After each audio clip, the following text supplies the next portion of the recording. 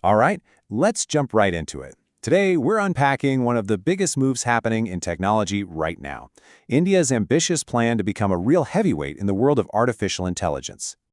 You know, whenever we talk about AI dominance, two names always pop up, the US and China. They're the giants, the ones setting the pace. But what if that's not the whole story? What if another major player is about to change the game completely? Well, India is making a massive, over $1 billion bet that it can do exactly that. And this isn't just about playing catch-up. It's about forging a totally new path.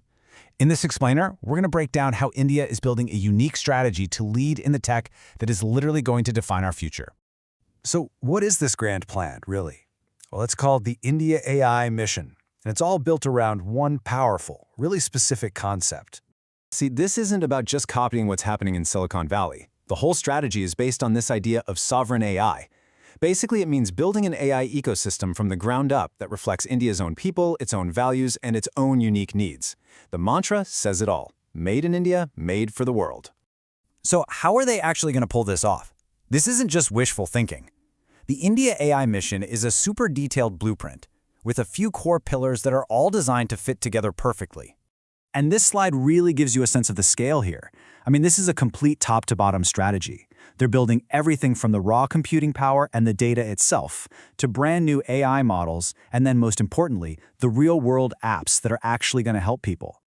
Okay, but to power something this big, you need one thing more than anything else: raw, almost unbelievable computational power. This is the engine that makes the whole thing go.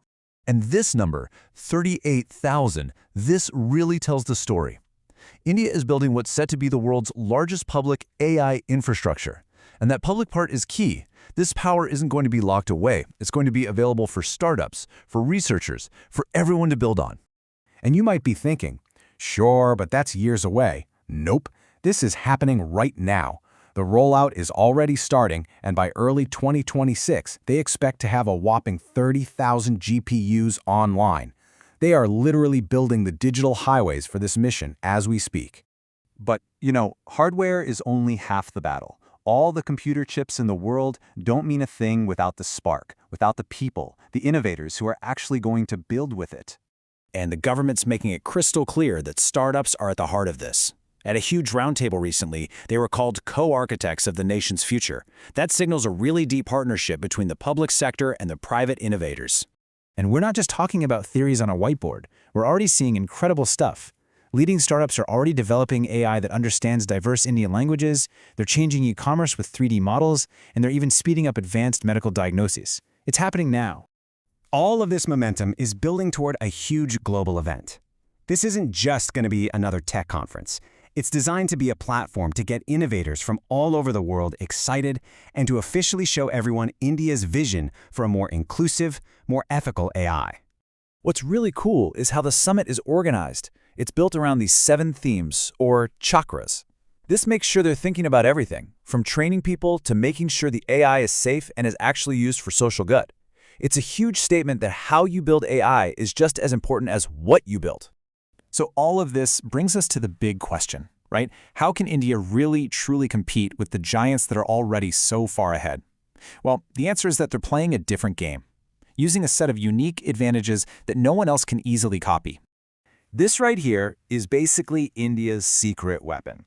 It's this killer combo of a massive, growing talent pool, an unbelievable diversity of data coming from 1.4 billion people, an ethical framework that's baked in from day one, not bolted on later, and the ability to build and scale all of this at a much lower cost.